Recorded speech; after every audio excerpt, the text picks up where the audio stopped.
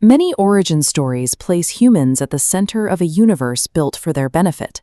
The oldest recorded myth suggests the opposite. In this worldview, the gods invented us as a biological tool, engineered from clay to carry a burden they no longer wanted to bear. To the ancient Sumerians, the cosmos functioned as a massive, high-maintenance agricultural estate. Keeping it operational required constant administrative oversight and grueling physical labor. The story begins with Nammu, the uncreated primordial sea. Before the existence of time or space, this saltwater ocean was the only entity in the void. Nammu brought forth the first structures: An, the sky, and Ki, the earth. In this earliest phase, however, they refused together into a single, immovable cosmic mountain known as the Hersog. Creation was born from physical congestion. To make the universe habitable, the gods had to perform a violent act of engineering to separate these layers and create functional space. Trapped in the dark, cramped space between heaven and earth, An and Ki produced a son, Enlil, the god of air and storm. Enlil acted as a wedge of expanding pressure. He brutally separated his parents, carrying off the earth as his own domain, while his father, An, carried off the heavens. This act of cosmic violence finalized the Enki, the blueprint for the ordered Sumerian universe. But this new order was inherently fragile. Without constant dredging of its rivers and tilling of its soil, the earthly realm threatened to collapse back into primordial chaos. Order was an artificial state. The survival of the cosmos depended entirely on the continued application of forced labor. The gods divided themselves into two classes. At the top were the Anunnaki, the senior deities who functioned as upper management and demanded to live in leisure and abundance. Serving them were the Igigi, a junior class of gods. As this text indicates, they were forced into a life of drudgery, dredging watercourses to feed their superiors. For 40 years they bore this burden, digging silt and piling mountains of sediment without rest. The breaking point finally came when the Igigi burned their agricultural tools and surrounded the house of Enlil. This full-scale mutiny brought the entire cosmic economy to a standstill. The first great crisis in recorded mythology was a massive blue-collar labor strike. Facing a total collapse of the cosmic order, Enlil summoned the god of wisdom, Enki, to find a way to end the revolt. Enki proposed a highly pragmatic administrative solution. The gods would manufacture a new, biological worker to take over the agricultural toil and free the Igigi from their service. To create this worker, the gods slaughtered the rebellion's ringleaders, using their divine blood and flesh as a biological base. Mixed with the clay of the abyss, our intended portion was fixed from creation. We would carry the service of the gods for all time. The gods engineered human beings as a replacement workforce, built from the biological salvage of a dead mutineer. The Igigi welcomed the creation of man with ecstasy. By transferring their tools to human hands, they finally attained the same state of indolent leisure enjoyed by the senior gods. This represents a total inversion of later mythological tropes. In the Sumerian tradition, being removed from the divine garden and replaced by a servant was seen as a profound blessing. The heavy yoke of irrigating the fields and building the temples was permanently shifted onto the shoulders of mankind. This ancient myth mirrored the harsh reality of life in Lower Mesopotamia. Survival in this environment was impossible without massive communal effort to dig and repair the irrigation canals that held back the floods. The Sumerians believed their agricultural toil was a literal prerequisite for the gods' survival. Every canal cleared and every field tilled by a human hand provided the meals that kept the deities fed in their temples.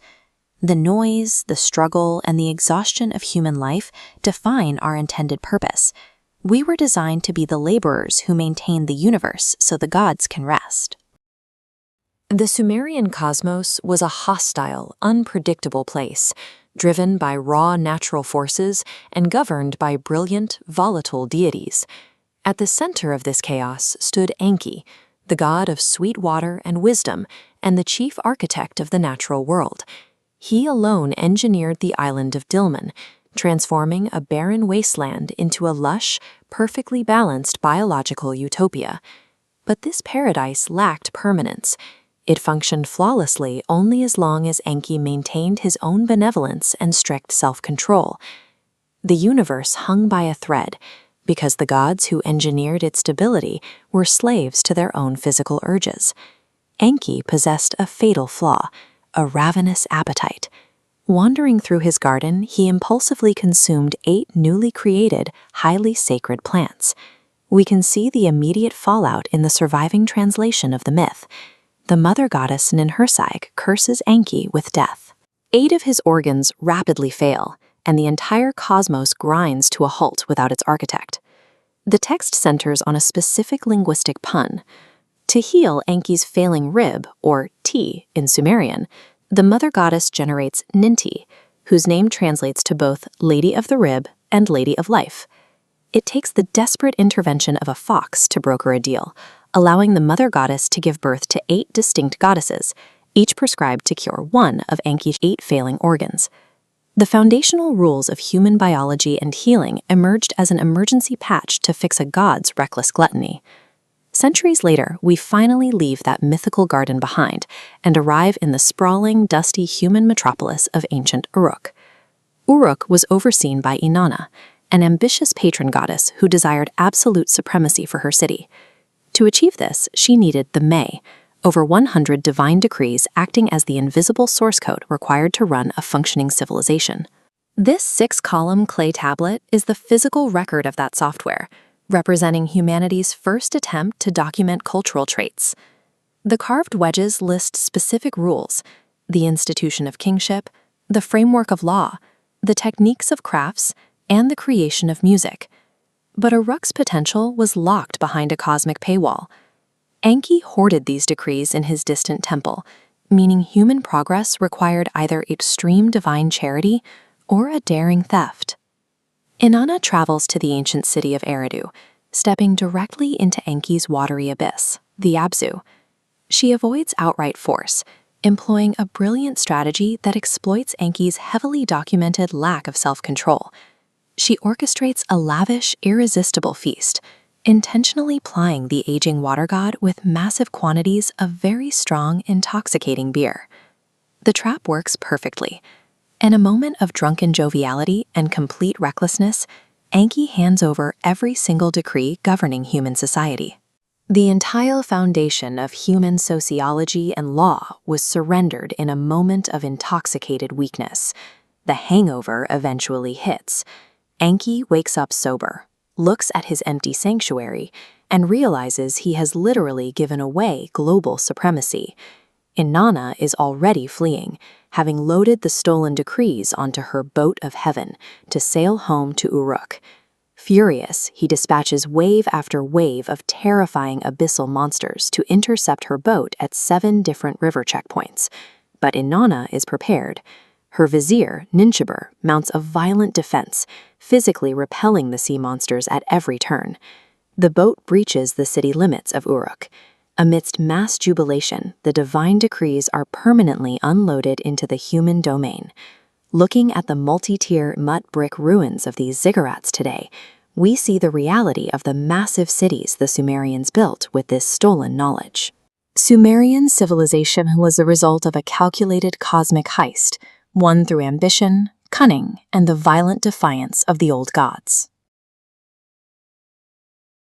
To the ancient Mesopotamians, the universe was a rigid pyramid. At the peak sat the supreme gods, ruling in total leisure. Below them was a vast, unbridgeable gap, and at the base were humans, temporary, biological tools. Humans weren't created for their own sake. They were sculpted from river mud for a single, grueling purpose: to perform the heavy agricultural labor that the gods found too exhausting. But the tools were flawed. As humanity multiplied, their settlements became crowded and loud. Eventually, the sheer volume of their noise and clamor drifted into the heavens, preventing the supreme god, Enlil, from sleeping. Because the gods viewed humanity purely as a labor force, this disruption made them instantly disposable. If the workers were too loud to permit the masters rest, the masters would simply wipe them away. Enlil issued a final, irrevocable decree. A global flood would be unleashed to permanently exterminate the human race. But the god of wisdom, Enki, secretly broke ranks. He warned a pious king named Utnapishtim of the coming storm, instructing him to build a massive ark to preserve the seed of life. For 6 days, the storm battered the world, dissolving humanity back into the clay from which they were made. When the waters finally receded, the gods felt the sting of the world's silence. Regretting the total destruction of their workforce, they rewarded Utnapishtim and his wife with the one thing no human was ever meant to have: eternal life. In a world defined by the absolute boundary between the mortal and the divine, Utnapishtim was now a living contradiction. He was a human who had cheated death, proving that the rule of mortality could, under the right circumstances, be broken. This contradiction haunts the city of Uruk, ruled by King Gilgamesh. He is a physical anomaly, 2/3 god, yet tragically tethered to the earth by his 1/3 mortality. Alongside his companion, the wild man Enkidu, Gilgamesh decides that if they cannot have eternal life, they will at least have eternal fame. They choose to spend their limited years violently challenging the limits of the world. They journey to the forbidden cedar forest, a realm reserved for the gods, to challenge its guardian, a terrifying monster named Humbaba. In a battle that defies divine will, the heroes overcome Humbaba's paralyzing auras and decapitate the monster. By slaying a servant of the gods, Gilgamesh and Enkidu convince themselves of a fatal lie, that their raw strength is enough to erase the line between mortals and the divine. The gods do not tolerate such arrogance. When Gilgamesh rejects the goddess Ishtar, she asserts her authority by unleashing the bull of heaven to trample the city of Uruk. The heroes slaughter the bull, but Enkidu takes the defiance a step too far, hurling its severed thigh at the goddess in a final act of blasphemy. Faster, more urgent tone. This time, the gods do not send monsters. They simply decree that one of the heroes must die to restore the cosmic hierarchy. Enkidu is struck with a wasting illness. In his final hours, he is plagued by visions of the underworld, a house of dust where former kings are stripped of their crowns and forced to eat clay in the dark. Enkidu's slow, agonizing death is the god's final answer. It proves that no amount of heroic strength can insulate a human from the inescapable rule as mortality. Terrified by the sight of his friend's corpse, Gilgamesh strips off his royal purple and flees into the wild, consumed by the fear of his own inevitable decay. He is now obsessed with a single destination, the home of Utnapishtim. If one man had managed to stay the hand of death, Gilgamesh would find him and demand to know how it was done. He runs through total darkness and crosses the toxic waters of death, pushing his body to its absolute limits to reach the flood survivor. When he finally meets Utnapishtim, Gilgamesh expects a task, a trial of strength that will allow him to earn his way out of the grave. But Utnapishtim's answer is a final blow. His immortality was not a prize for a hero. It was a unique, unrepeatable gift, given to apologize for a catastrophe that will never happen again. Gilgamesh cannot even stay a week, much less live forever. His failure cements the truth. The exception was never a path for the rest of humanity. Gilgamesh returns to Uruk an exhausted, defeated man. He looks at the sun-dried bricks of his city, his quest for a personal escape from death entirely unfulfilled. A moment of wonder. But as he walks the perimeter of his city, he realizes that while his body will rot, the great walls he built will remain to protect his people long after he is gone. He records the story of his failure onto clay tablets, ensuring that his name and his struggle are meticulously preserved in the city's foundations. We may be built from the clay, but the things we build outlive us. Gilgamesh never became a god, but by raising his walls and recording his story, he found the only kind of permanence a human is ever allowed to keep. Many modern concepts of the afterlife center on a moral scorecard, a final sorting mechanism where the good are rewarded and the wicked are punished. Ancient Mesopotamian belief offered no such comfort. Their underworld, known as Kur, was a bleak cavern located deep beneath the earth. Here, kings and beggars share the exact same fate, sitting in the pitch dark, eating dry clay, and wearing a coat of bird feathers for clothing. Ereshkigal, the ruler of this domain, sits at the center of an absolute indifferent bureaucracy. She is a fierce, grieving queen who enforces the laws of the dead with cold precision. Because the Sumerian afterlife was a rigidly legislated system, death functioned as a rigged trap. No amount of earthly wealth or righteousness could bypass the regulations of the cavern. Curious tone, Inanna, the ambitious queen of heaven, decided to challenge this system directly. She made the unprecedented choice to descend into the earth and attempt to conquer her dark sister's domain.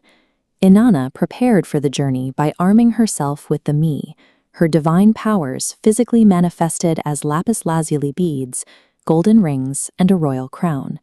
She wore her authority as physical protection. This invasion created a unique stress test for cosmic law, forcing a confrontation between the universe's most vibrant force of life and the absolute laws of death. To enter her sister's palace, Inanna had to submit to the first law of the underworld, the law of surrender, enforced by the 7 gates of Kur. At every gate, the keeper refuses passage until she pays a toll, surrendering one piece of her divine Mi. As she descends deeper into the earth, her protections are systematically stripped away, transitioning her from an untouchable deity to a vulnerable entity. By the time she reaches Ereshkigal's throne room, Inanna is completely naked and powerless. The judges of the underworld pronounce her dead. She is struck down, turned into a corpse, and left hanging lifelessly from a massive iron hook on the cold stone wall. This execution proved that the underworld's jurisdiction was absolute.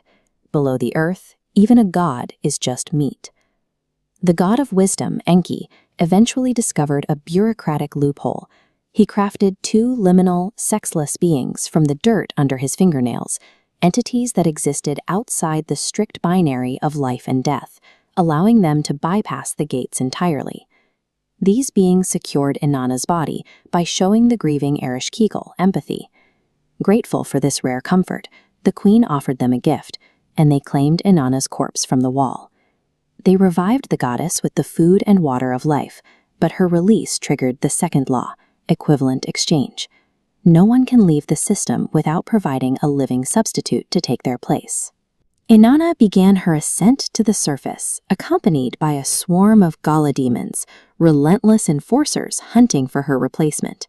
She arrived in her home city to find her husband, Dumuzid, sitting comfortably on his magnificent throne, dressed in fine clothes instead of mourning her death. Enraged, Inanna ordered the demons to drag him down to the abyss. The accounting of the underworld must always balance. Escaping the clutches of death requires paying the debt with another life. The gods weren't alone in testing this system. Back in the mortal cities, human heroes Gilgamesh and Enkidu also pushed the boundaries of the dead. When Gilgamesh accidentally dropped 2 sacred items into the underworld, his companion Enkidu arrogantly volunteered to enter the cavern and fetch them.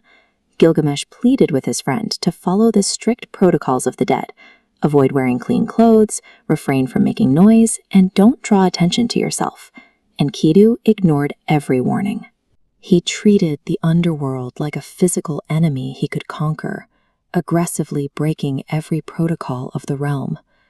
By acting like a living warrior among the dead, he triggered the 3rd law, the law of belonging. The system registered him as a hostile intruder and permanently claimed him. Physical strength meant nothing against the bureaucracy of death. Ignorance of the law guaranteed eternal imprisonment. The sun god eventually opened a brief crack in the earth, allowing Enkidu's ghost to deliver a final message to the living. Enkidu describes a world where the physical body rots, the dead eat literal garbage for nourishment, and existence is a joyless void of dust. Ancient tablets reveal the only relief in this environment. The dead relied on libations, descendants pouring water down clay pipes just to ease their terrible thirst. For the first urban civilizations, death served as the great equalizer.